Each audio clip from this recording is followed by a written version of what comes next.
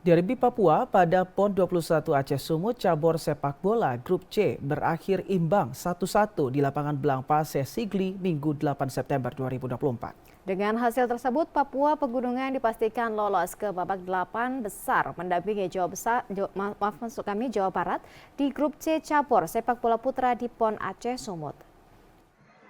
Kick-off babak pertama mulai dipimpin oleh wasit Hafizullah Farid. Kedua kesebelasan mulai tancap gas dengan bermain terbuka dan keras dengan ciri khas timur.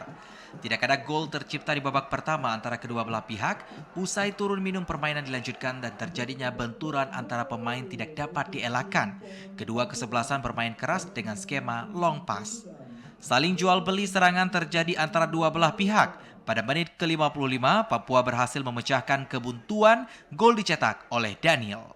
Namun hal ini tidak bertahan lama, selang 5 menit langsung dibalas oleh tim Papua Pegunungan melalui kaki Desman lewat tendangan kerasnya di dalam kotak penalti. Dan berhasil menyamai kedudukan menjadi 1-1 pada menit ke-60. Waktu tersisa kedua, tim bermain keras di atas lapangan hingga wasit mengeluarkan satu kartu merah untuk tim Papua.